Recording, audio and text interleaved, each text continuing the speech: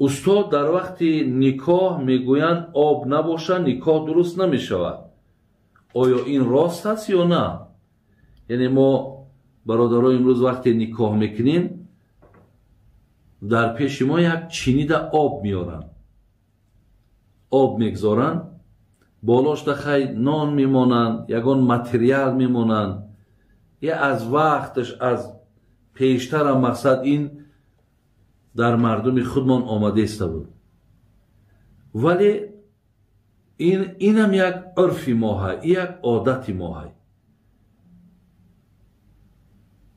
از نگاه دین این آب مقصد هیچ ضرورت نداره. من امروزا بعضی نکاح ها دا میرم، همین دو مسئله را برای مردم میگم، دو مسئله را برای مردم گوشزد میکنم. یکم،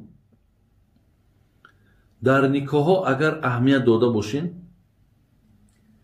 مردم همه میگه که همین دستاتونه، مثال دستاتونه جدا مونه، دستاتونه در برتون کشال بگیرین. یعنی هیچ کس باید دستش نقپه، این خیلی دستا در این دستا نباشه. مقصد یعنی میگن چی است؟ میگه اگر کسی دستش به دست کسی بسته باشه، اگر دستش کشال نباشه، یعنی زندگی همین دختر ویران میشه. اینا مردم میگن. یعنی لیکن این یگان اصل نداره برادر عزیز.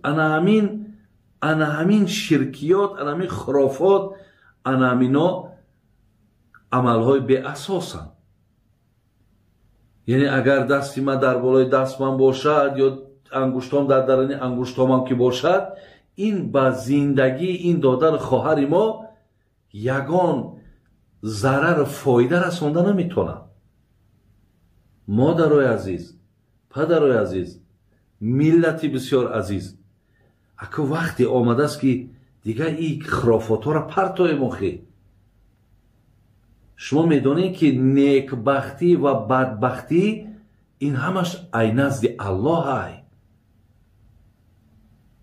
این با انگشتای مرا قپیدن، دستی مرا قپیدن در نکاح او یگان خلل زلل وارد نمیکنه.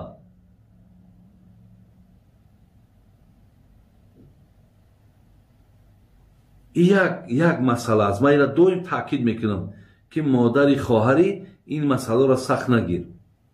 دیگر مسئله، همون داماد دیدین که با توفلیهاش بر بالای کورپچه‌ای که مثال همون خانه خسرش گوییم بر بالای کورپچه را میوید و دیگر بدر نمیکنه توفلیهاشه. این هم یک نوع خرافات است. هم رنگ مردم دیگر هم میلش داماد که هست خیلی احترامش میکنی، توفلیکاش را بگیره ولی بالاتر نزدیکتر یک جا بگذارش. وای باید با پای افزالش داخل خانه نشود یا بدر کردن پای افزال با نکاح و با زندگی و با شخصیت او یگان زیان ضرر ندارد.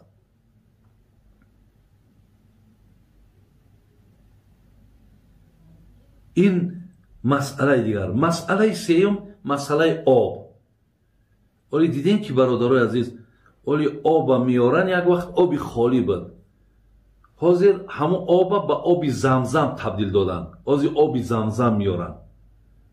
با دردن آبی زمزم باز یا عسل میریزن یا قند میدازن یا نبات میدازن و شیرین میکنن. مقصد چیه؟ یعنی اگر که نوشیدن زندگیشان شیرین میشود. برادرای عزیز و خواهرای عزیز، همین سادگی ها و همین بیفهمی ها را اگه ترکشان سازین، ترک سازین خواهرای عزیز. آیا زندگی هایی که پیامبر نازنین داشت، ابوبکر صدیق داشت، نه آب بود، نه عسل آب بود، نه آبی زمزم بود؟ برای اینکه زندگی دختری تو خوب شود، تو مادر میان تا ببند، میان ببند دخترک تا حفظ که، دخترک تا از راه های بد، ای شوگردی ها، ای کوچه‌گردی ها، ای تلفن بازی ها. بین از اینها مقصد دخترک تا حفظ که، دخترک تا نگه بدار. اگر تو بخوای که دختری خوشبخت شوه، دخترک تا قرآن خوان که، دخترک تا با ادب که، دخترک تا با حیا که، دخترک تا پخت و پز نشان بده. من 10 بار گفته بودم که مال چیز آدم خوشبخت نمیکنه. یعنی اگر من برای دخترم خانه بخرم، برای دخترم مبلغ بتم، برای دخترم خانه‌اش همه را پر از مال اشیا کنم، لیکن وقتی دختری من تمیز نداره، وقتی دختری من آداب نداره، وقتی دختری من حرمت نمیکنه، زندگی پاینده نیست. ایرا آبی نبات و آبی اصل زندگی را خوب کرده نمیتونه.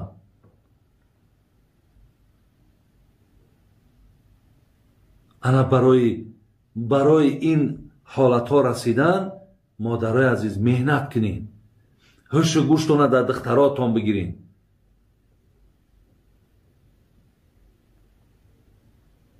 مادرای عزیز و پدرای عزیز دخترکاتونه مصلحت های خوب بتین، بچه‌کاتونه فهمونین که زندگی چگونه ای.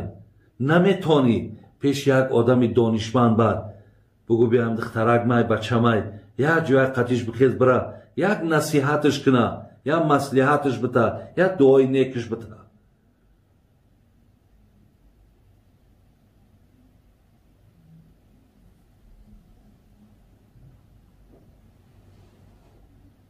برای همین آب ای عرفه. من حاضر در وقتی میارن آبا نمیگردانمش، همه آبا میارن مقصد میفهمونم، یک آیت قرآن در بالاش میخونم، صوف میکنم، میگم فقط از امی باید دخترها بنوشن. زیرا در خودمون اول بچه ها شه مینوشید، شه مردا مینوشن، بعد میبرن دختره قطعی هم دگاناش میتن. ای نگاه شریعت برادر عزیز، در جایی که مثال ببین همون اندازه چینی میده که خواهی نخواهی همون دخترک در یک جایش دهنش میمونه که دهن همون بچه در همون جا بود. ای نگاه شریعت، ای جای دهنی مرد زن نوشیده نمیتونه، زنی بیگانه، یا زن نوشید مردی بیگانه نوشیده نمیتونه.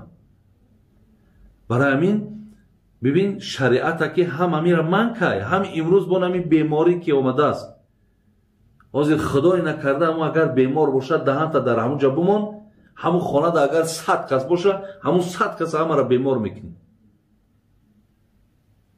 برای همین ما صوف میکنیم. با چی میگم؟ میگم همون دخترکا هم حتی یجوه ننوشن، برای احتیاطاً همون را پیاله دا بریزن، مادام سوره قرآن که داره همون را بنوشن، انشاءالله دعا کنن که خداوند زندگی های خوبشون بده. انا میره اگر هر یک داملای، هر یک نکاگری که همین چیزای من گفتم همین را فهمانین، انشاءالله همش خوب میشه، همش نیک میشه. همین را رعایت کنین.